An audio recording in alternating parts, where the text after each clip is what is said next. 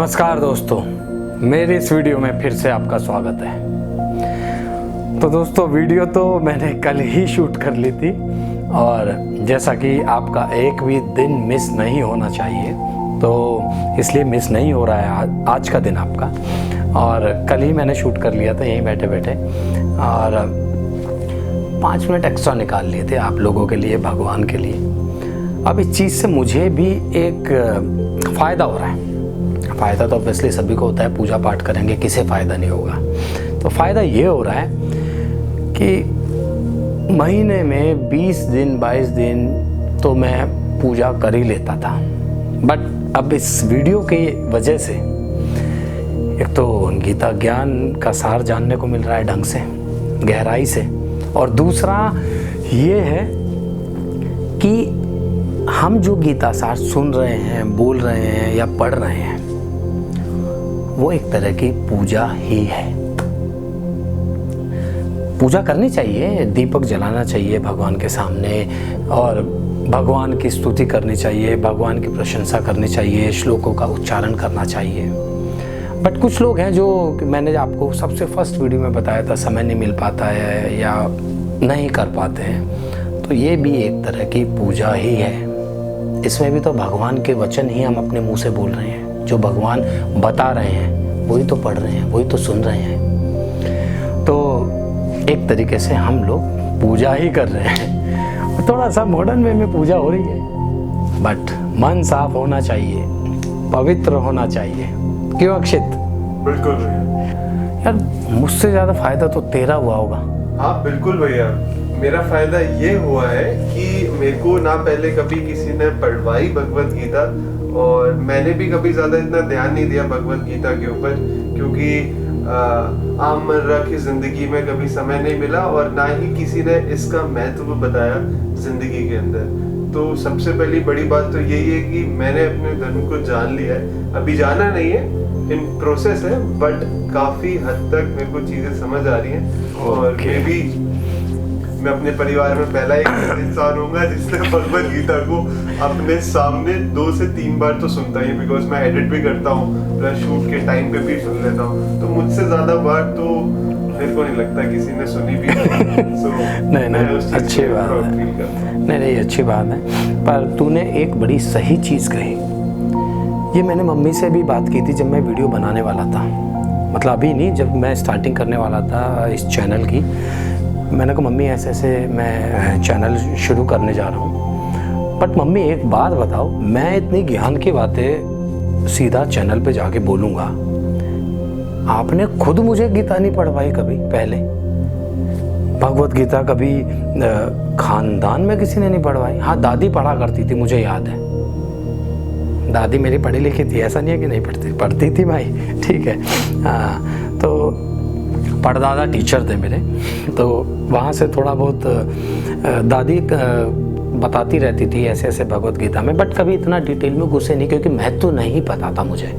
अब मैंने मम्मी से बात कही, मम्मी कहती बात तो तू सही कह रहा है, माँ को गलत तो मैं भी नहीं बोल सकता, बट मम्मी ने इस चीज़ में एग्री किया। मम्मी कहती हाँ बात तो तू सही कह रहा है लावण्य, और ठीक है, देर आए दुरुस्त आए, तूने शुरू कर दिया।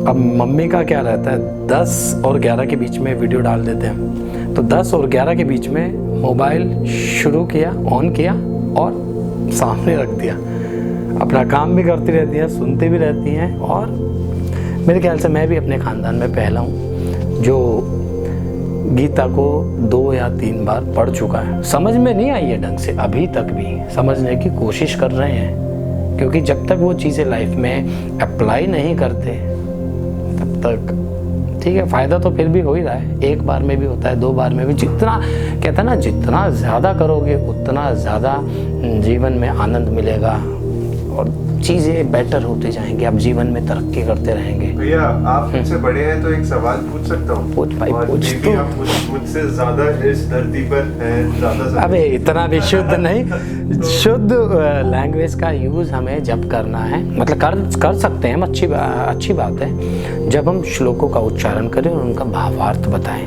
बट वैसे तो नॉर्मल बात कर सकता है। हाँ, तो आप मुझसे बहुत जल्दी इस धरती पर आ चुके हैं, तो मैं आपसे एक सवाल करना चाहूंगा हाँ। कि हिंदू धर्म में बच्चों को क्यों नहीं पढ़ाया जाता भगवत गीता, जबकि ये बहुत ज्यादा जरूरी है, और इसका महत्व लोगों की जिंदगी में कम क्यों हो रहा है, जो कि पढ़ना चाहिए समय के हिसाब से? देख, सबसे पहले वीडियो जो हमने बनाई थी अपनी, तो उसमें क्या था, मैंने चीज़ें बताई थी कि हम नहीं पढ़ते हैं और लोग पढ़ रहे हैं, ये सब बहुत डिटेल में नहीं जाऊंगा, पहली वीडियो सबको पता है। सबसे पहले तो हमारा धर्म सनातन धर्म है, हम हैं हिंदू।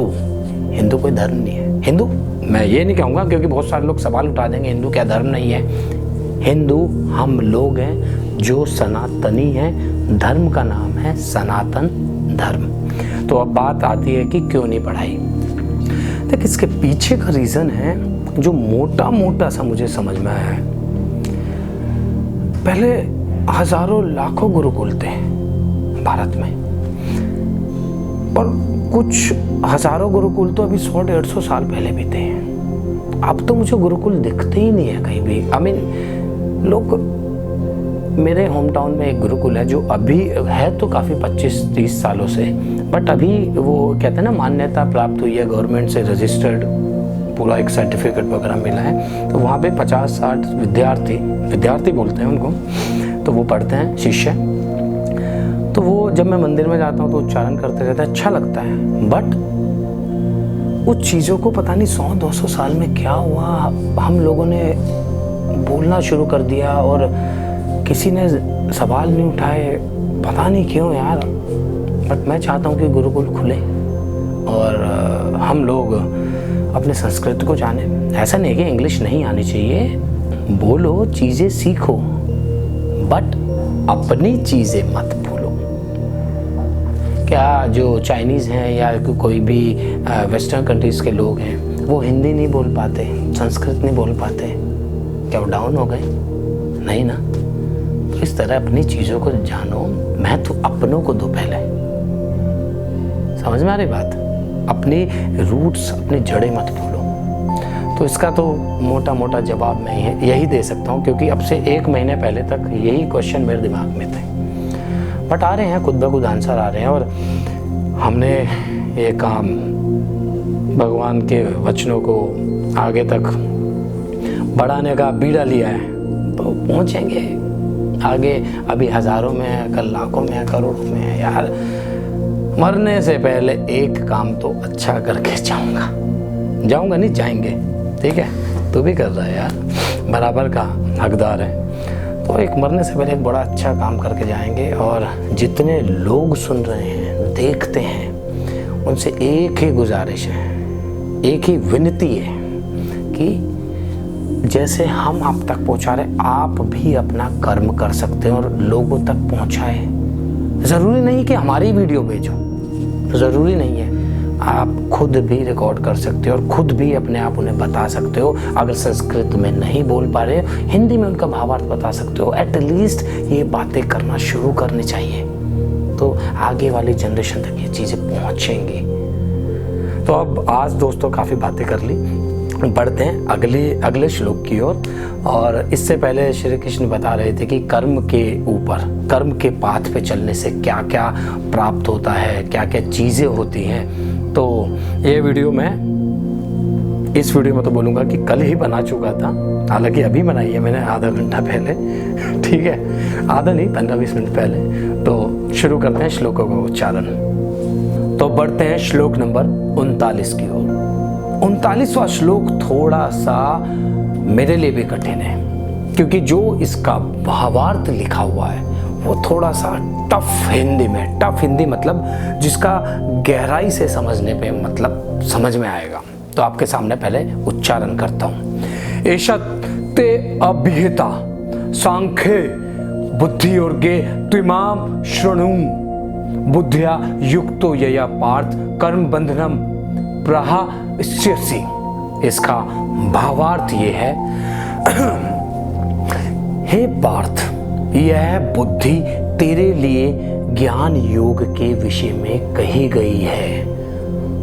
यह बुद्धि तेरे लिए ज्ञान योग के विषय में कही गई है, मतलब यह बात तेरे ज्ञान योग के बारे में बता रहा हूं। तो अब तू इसको कर्म योग के विषय में सुन। मतलब यह मैं एक ज्ञान की बात बता रहा हूं तुझे, इस चीज को सुन। यह कर्मयोग से रिलेटेड है। जिस ज्ञान से युक्त होकर तू, जिस कर्म योग के ज्ञान से युक्त होकर तू कर्मों के बंधन से भली भांति मुक्त हो जाएगा। तो इसमें जो प्रसंग है, श्री कृष्ण कह रहे हैं कि मैं तुझे एक अलग बात, अलग ज्ञान दे रहा हूं, जो कि कर्म ज्ञान के बारे में है। कर्मों के भी, कर्म योग के भी जो ज्ञान है, मैं उसके बारे में तुझे बात बता रहा हूं। अगर तुझे यह कर्म योग का ज्ञान प्राप्त हो गया ना, तो जो कर्मों के भी बंधन है, तो उनसे भी भली भांति मुक्त हो जाएगा। शायद मुझे लगा कि समझाने में मुझे भी थोड़ी कठिनाई हुई, पर आप समझ गए होंगे। तो बढ़ते हैं श्लोक नंबर 40 की ओर। नेहा भी क्रमणोशो अस्ति प्रत्यवायो न विद्यते स्वल्पमपश्यस्य धर्मस्य त्रायते महतो भयात्। इसका भावार्थ यह है कि इस कर्म योग के मार्ग पर चलने से, जो भी कर्म योग का ये मार्ग है, इस पर चलने से न तो हानि होती है और ना ही हास होता है। ना हानि है, ना कोई हास है, बल्कि इस कर्म योग के पथ पर थोड़ा सा भी जो मेहनत है, थोड़ा सा भी चलना है, या थोड़ा सा भी उस पथ को फॉलो करना है, तो उससे आदमी, इंसान बड़े से बड़े भय से मुक्त हो जाता है। बड़े से बड़ा भय कौन? जन्म और मृत्यु का जो भय है, उस भय से मनुष्य मुक्त हो जाता है। तो बढ़ते हैं श्लोक नंबर 41 की ओर। करता हूं आपके सामने श्लोक नंबर 41 का उच्चारण। व्यवसायत्मिका बुद्धि रे कहे कुरुनंदन बहुशाखा हानंताशु बुद्धयो अव्यवसाय ही नाम। इसका भावार्थ ये है, श्री कृष्ण कहते हैं, हे अर्जुन, इस कर्म योग में निश्चय ही बुद्धि एक ही होती है। एक ही बुद्धि का मतलब, और निश्चित एक ही बुद्धि का मतलब है कि वो मनुष्य दृढ़ बुद्धि वाला, दृढ़ निश्चय वाला होता है। और जिस मनुष्य की बुद्धियां और जिस मनुष्य का दृढ़ बहुत सारे शाखाओं में बटा होता है, उन मनुष्य के अंदर बहुत सारी भेदों वाली चीज होती हैं। वो किसी भी एक पथ पर नहीं चल सकते। तो एक ही बार में एक ही दृढ़ निश्चय होना चाहिए। बहुत सारे निश्चय करने से आप एक चीज को प्राप्त नहीं कर सकते। आप बहुत सारी जगह बट जाओगे, और बहुत सारी जगह बटने से आपको एक वो जो चीज है, मेन चीज जिसको आपको प्राप्त करना है, आप उसे प्राप्त नहीं कर पाओगे। तो किसी भी चीज को पाने के लिए दृढ़ निश्चय सबसे ज्यादा, सबसे अहम चीज है। तो बढ़ते हैं श्लोक नंबर 42 की ओर, जो थोड़ा सा लंबा है। एक साथ 3 श्लोक हैं, 42, 43, 44, तीनों का एक साथ भावार्थ है। करता हूं आपके सामने उच्चारण।